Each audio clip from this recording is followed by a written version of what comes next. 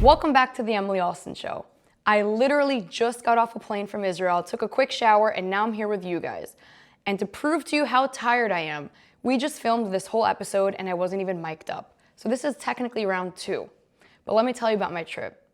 I went, as I mentioned in the last episode, to film Israel's version of Saturday Night Live. And essentially the skit was that I, a New Yorker, moved to Israel because Mamdani wins this election. Now, a few months ago, the thought of that was very funny and far-fetched. But at this rate, this comedy skit might be turning into a documentary.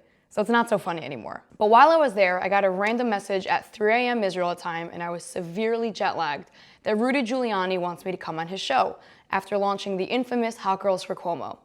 Now, on the show, if you were watching, it seemed that it was mutually understood that we both agreed Sliwa would not win this election. But come this morning, I'm checking my X feed, and Rudy is tweeting, "Go vote Sliwa." So now I'm just as confused as the rest of you. And before we get into our scroll, I want to show you the only souvenir I got from Israel.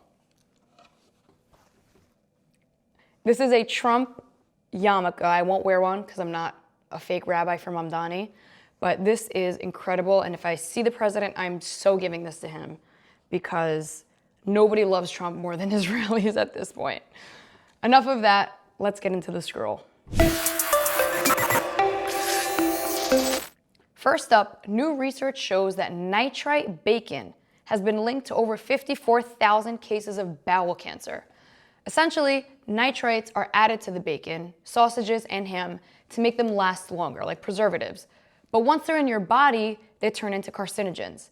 Now, the World Health Organization, who completely lost me after COVID and all the lies that they spewed, classified processed meats as dangerous as tobacco over 10 years ago. But they're still being sold like nothing's wrong. Now, this one hits close to home, and I'll tell you why. My whole life, as a Jewish person, we never ate bacon, not just because it's unhealthy, but because it's not kosher. Now, pigs are considered not clean, and growing up kosher, I just followed the rule, even if I never understood why. But there's something that on my own I've noticed over the years. Things that I follow because of religious law end up being proven by science later. For example, we have a rule I always thought was really silly, that we can't mix meat and dairy. So I've never had a proper cheeseburger. I've never had like a milkshake and a cheeseburger at the same time. Ooh, poor me. But seriously, everything that I followed, science now says that meat and cheese together cause digestion issues, bloating, and can mess up your iron absorption. So when I see the studies like that, I can't help but to think maybe kosher is not just about faith. Maybe the whole time it was about science and they were just ahead of the game. Little fun fact you should know. Next up, pop culture meets politics. The couple that was not on my bingo card, Katy Perry and Justin Trudeau, are officially confirming their romance. Now, they were spotted holding hands in Paris, and apparently love does conquer all, including dignity.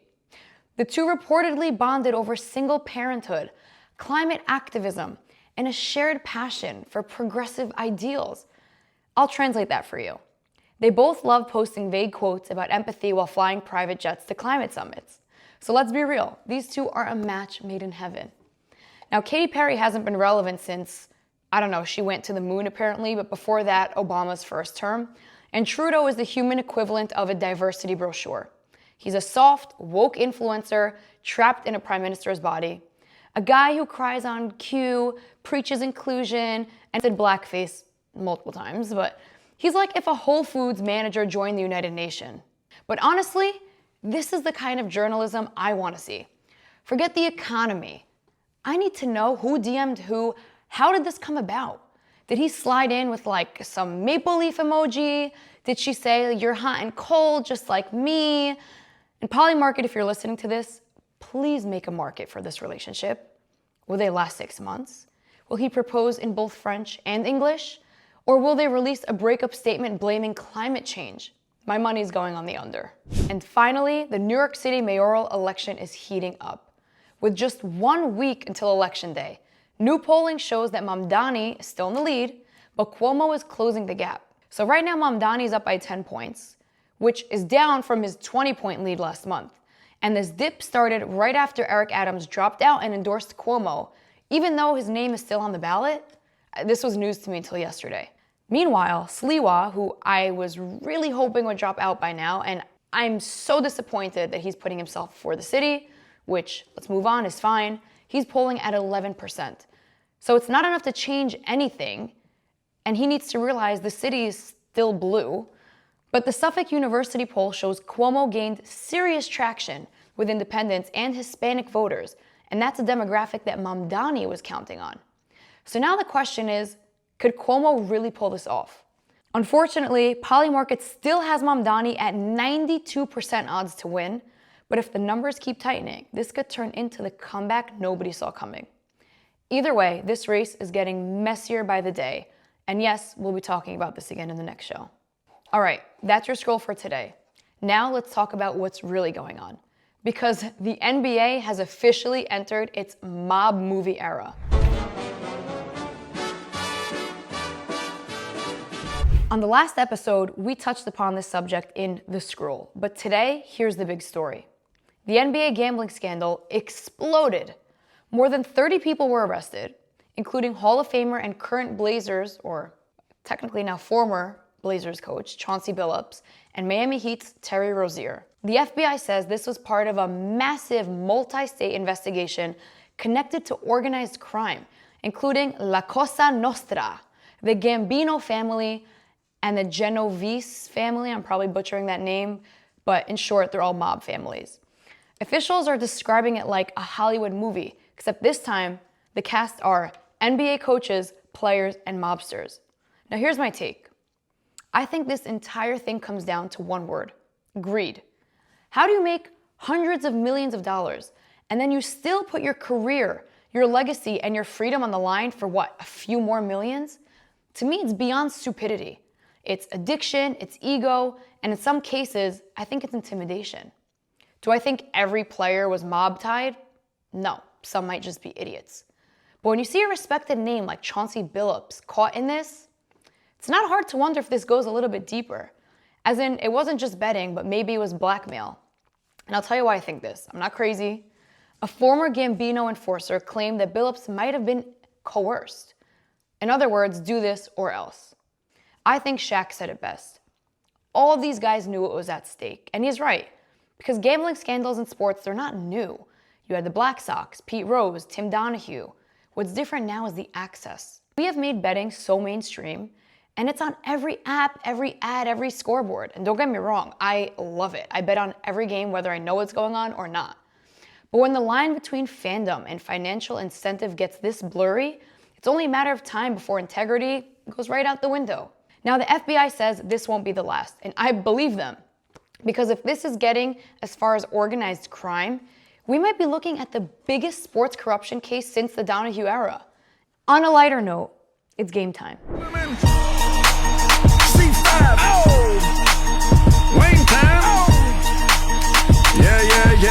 And today we're playing headline or hoax. So I'm going to read you 5 headlines. Some of these are real and some are completely made up, but you get to guess which is which. Headline number 1. Florida man arrested for trying to rob a bank while playing Pokemon Go. Any headline that starts with Florida man, I'm guessing is real. It was real. Okay. Elon Musk announces he'll turn a SpaceX rocket into a floating luxury hotel by 2028. I follow Elon so closely, I feel like I know if he said that, so I'm going with fake. Fake. Number 3. China bans crying babies on airplanes to promote emotional stability amongst passengers. I know they're disciplined. Are they that disciplined though? I'm gonna go with real. Oh, fake. Okay, I'd believe it if it was real. Honestly, I bet you they'll do it one day. Number 4, Swedish teen builds 20-foot IKEA tower and wins a national engineering prize. Swedish teen builds an IKEA tower? Do they even have IKEA in Sweden? I feel like that's fake. And it was real. Wrong again. Number 5, Italian village sues tourists for staying less than 3 days to save the local economy. That's like excessive. I don't feel like that would be real. Let's see. Real? On what basis can you sue it? Well, that's not good for the tourist economy there. Well, if you guessed 1, 4, and 5, those were real. But honestly, the fact that China bans crying babies could have been real, I think says everything you need to know about 2025.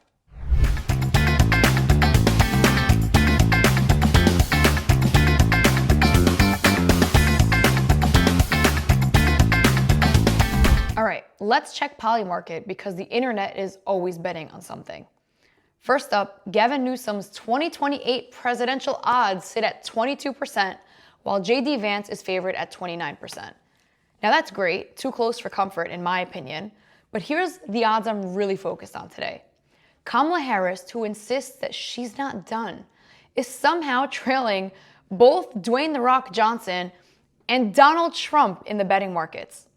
Only in America could a wrestler have better odds than a vice president, and Trump, who legally can't even run for a third term, still has a better chance at winning the presidency than Kamala Harris.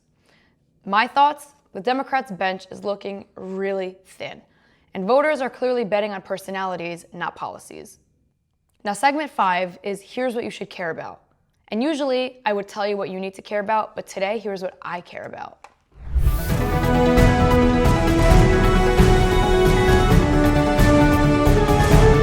I got merch, all right? I was gone, and the best part about leaving is coming back to merch. But this merch is from Polymarket. And I actually asked them to send this weeks ago, and then I forgot that I asked them, so now it feels like a gift because I wasn't expecting it. Let's dig in. So first we got this hat.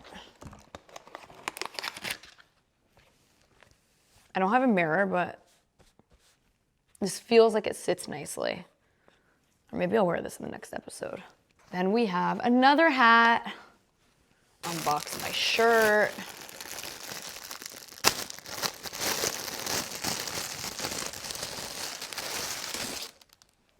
Wow, so creative. Honestly, it's really soft though. Like, I'm definitely gonna wear this to bed. Another shirt.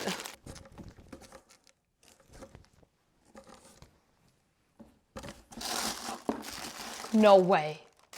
Another shirt.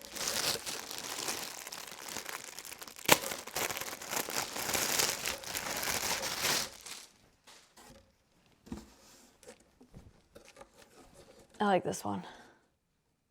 I actually really like this one. Super cute.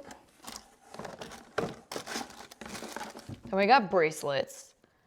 Now, for those of you watching, do you remember when you were in middle school and the more bracelets you had, like the cooler you were, and you'd have bracelets like going all the way up to your elbow? I could do that now in Polymarket bracelets. Last but not least, these look like a pack of cigarettes, but I know they're not because Polymarket wouldn't do that. So I'm thinking it's a deck of cards. Do I know how to play cards?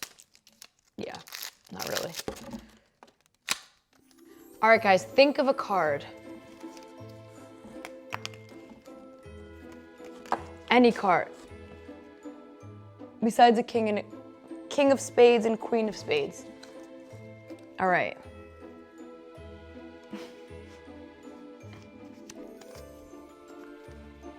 Was this your card?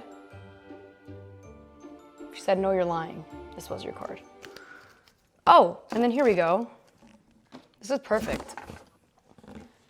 I have this blank space, no pun intended, Taylor Swift, on my laptop right here, and I didn't know what to put on it because I have another Charlie Kirk sticker, but I feel like I have enough on here. And now I know what to put on it. It's perfect. Wow. Look at that. My scratched, musty, crusty case with cute stickers on it. From bacon bans to betting scandals, it all comes down to accountability.